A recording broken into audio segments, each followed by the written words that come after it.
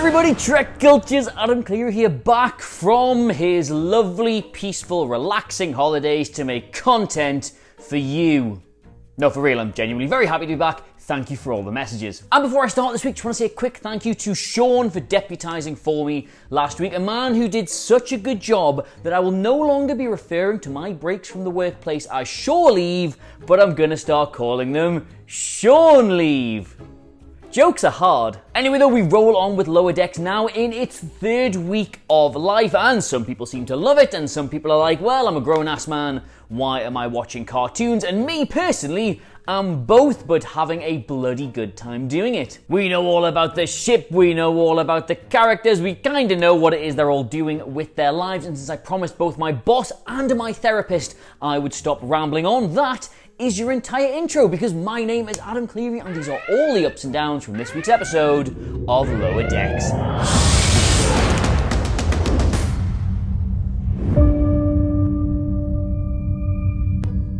Just nearly accidentally called it Lower Downs there, which sounds a bit rude. Anyway, we open with the opening, and I tend to find that in shows of this nature, the opening is a very difficult thing to do. Like, cold openings in comedy shows have to be like this isolated, self-contained little mini sketch that's usually not connected to the rest of the episode, but sometimes it can be, and I'll put it this way, right? Futurama was really good at these, but based on last week's weird energy orb thing where this creature can create anything it wants in the whole universe except a functioning punchline, I thought, ooh, maybe this is not going to be Lower Deck's greatest strength. But I'm pleased to say this was piss funny. This week we open in the bar with a musical recital that even Freud would have thought was a bit much, mate, to be honest with you. We have a Klingon commander absolutely incensed at how sick some guitar licks are, and it's just really funny. The jokes land fast, they land punchy, then Shaq snaps the violin in half because it's too loud, and it's a comical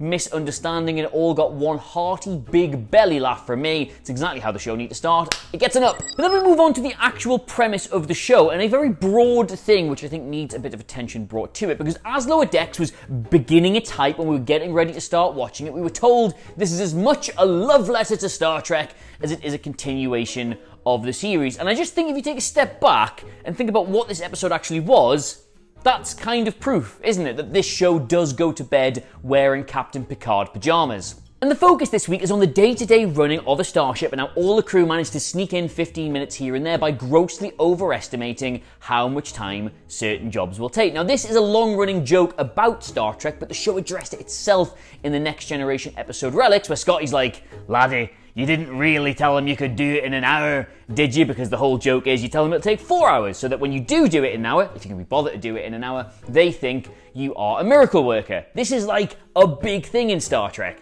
That's what the whole episode is about, that they are sneaking this time in, and Command find out about it, and they're like, well, you can't be doing that, so they start working them really hard. It's just yet more proof that the people writing this show just get Star Trek. They get what we like about it. They get what we make fun of. They just get the whole thing. It gets an up.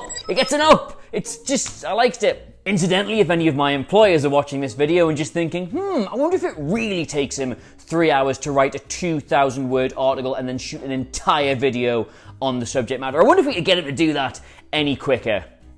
Try me.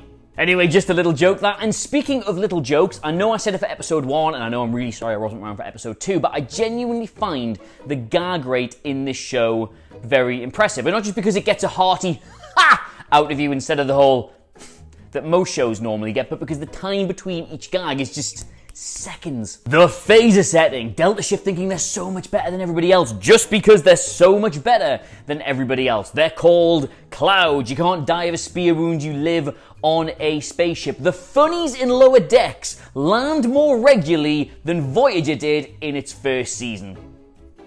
Because remember, they could land the ship. They really overdid it in the... See, jokes are hard. Look, it bears repeating, and indeed I'm probably going to repeat this in every single video, but Star Trek Lower Decks is a Star Trek animated comedy, and it will live and die every single week over how well it lines up with those two key factors of its premise. And so far, it's been really funny, and if it can keep that up for the whole season, this will be a very impressive first season. in my opinion. Up. And the other half of that bargain is it has to feel really, really Star Trek-y, doesn't it? Not like the new kind of Star Trek that's been written to fit modern TV tropes and tastes and viewing habits and really upsets lads who look like they smell of bong water, but that classic old-timey Star Trek that got the franchise where it is today. This week we meet a new alien race called the Gelrakians who get really annoyed about something and capture the crew, and Ransom is forced to fight one of their mega brutes, both brutally and shirtlessly. Meanwhile, they invade the ship and the crew is forced to fight them off in hand-to-hand combat, all while there's this Starfleet stuff going on in the background. I don't know, it sounds pretty Star Trek to me, Jim. And of course, the most heartening thing, the most Star Trek thing about the whole show is the sheer volume of Easter eggs and references they are still cramming in. Like, I thought it would ease up after the first episode, but no, it's more and more and more and more every single week. So I'm going to quickly run them down for you in a new section that we are calling Quotation Observation.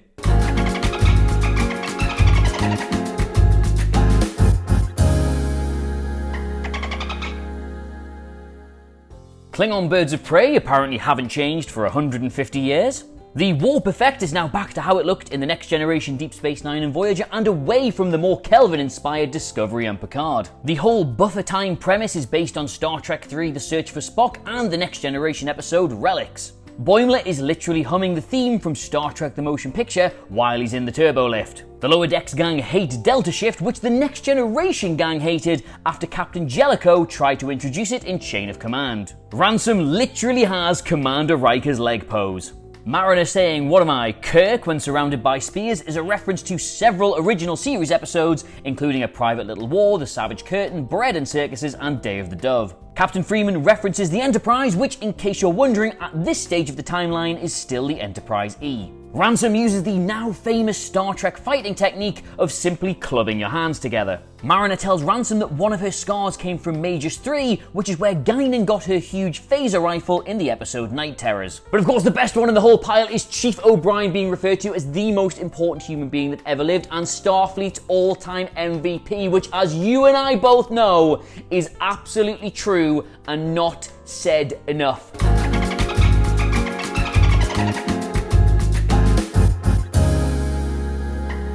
Alright, a lot of positives so far, but I'm going to be completely honest, I am very much here for the silliness of this. I get that it is the whole premise, and I get that it will just be silly forever, and if you don't like the silliness, you shouldn't be watching this very silly show. But there was a point in this episode where I literally turned into that, you know, the meme of the little girl sitting in the car going, like the "can you not" meme. The silliness got me there. It was just the scheduling thing and Freeman trying to change the whole ship. Like, it worked at first, but then it didn't work by the end. It ran out of legs far too quick, that gag, to make it through pretty much the entire episode. Like, everybody working and tripping over themselves while sirens are screeching around them.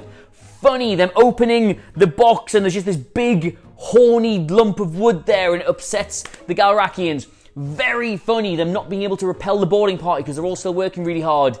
Kind of funny, but we've done it now, and then just doing that whole bit 3 times of, we can't stop this because we're working. It's like, yes, 19 minutes into the episode now, this is dead, sorry. All it would have taken, in my opinion, is a quick scene where they try to get to the weapon lockers, but they can't because they haven't completed enough tasks to go off schedule. That's how I would have done it, but we didn't have anything like that. Everyone was just standing there, getting invaded. It didn't really make... I don't know, the joke was dead and that didn't make sense, so down. And I do get that they have to use these one-off individual jokes to stretch out the entire episode because we don't have a central narrative premise like we would have in Picard or Discovery or shows like that. They do have to be kind of standalone and mishap of the week, but I just didn't think that one worked. But I'll tell you what I did think worked, even though I didn't think it should. I am very, very, very here for a problematic sexual tension storyline. I am. Like, I thought the driving premise of this would be like Mariner is Freeman's daughter, but no, we're going to have a lot of sexual tension between Mariner and Ransom, and that should not work at all. But I was sitting there going, do you know what? Show me more. He is conceited, he is delusional, he is arrogant, he is the living embodiment of everything she hates about Starfleet. He is her own mother's most trusty colleague. They butt heads, they cannot stand one another. They are 1,000% going to bang. Just think long term the show needs something like that. Like, it's funny enough on its own and it can tie into the major storyline, and I wasn't expecting it. It came out of nowhere. It was funny now and it's going to be even funnier in the future. And if you have not personally had a problematic workplace relationship, then I heartily recommend it. Up. I do have to end on a slight downer here, right, because it dawned on me that the entire conceit of the original Next Generation episode Lower Decks was that you are wrong about the makeup of the show because they present it to you unfairly. Here is the bridge crew, here's your senior staff, everything goes through them. If they disappeared tomorrow, life as we know it would end, and then they did Lower Decks as an episode, and we're like, do you know what? It's not like that at all. There's an entire ship here full of original three-dimensional people with their own hopes, their own dreams, their own aspirations, their own relationships, their own backstories, everything, and just, you don't know about that because you don't get to see it because they are based on Lower Decks. And 3 episodes in, and I already feel like there is a Lower Decks to Lower Decks because I know so much about Boimler, I know so much about his character, I know so much about what drives him, what terrifies him, and I know so much about Mariner, about her past, about her attitude, about everything. I've seen so much of these two, and then I look at Tendi and I look at Rutherford and I just think, what about you guys? Where are you in all this? Their time will come, I'm sure, and Rutherford did get a lot of screen time last week, but just between him and Tendi, I want to know a lot more about them, and I don't really feel like I'm being shown enough about them. I thought this was going to be a show about 4 characters, and right now it kind of just feels like it's about 2, and I think that's a bad move if that's the format, if that's the structure, so I'm giving that a down. More Tendi, please. So there you have it, those are all the ups and downs from this week's episode of Lower Decks. It's still giving me a hearty 20-minute chuckle, and I just think we all need... Oh, sorry, that's my phone. Hello? Oh, it's CBS. What, is it just cash this time? Yeah, just dump it around the back. I've got a wheelbarrow. It's fine. Thank you. Yes, sorry. Anyway, those are all the ups and downs from this week's episode of Lower Decks, which I couldn't possibly be enjoying for any other reason. So let us know what you made of it all in the comments below. And of course, don't forget to like, share, and subscribe. But in the meantime, thank you so much for watching. I have, of course, been Adam Clery. Thanks again to Sean for filling in last week. Thanks to Chris, as ever, for sitting through this goddamn edit. And I will see you soon. Engage? No. Goodbye? Bye.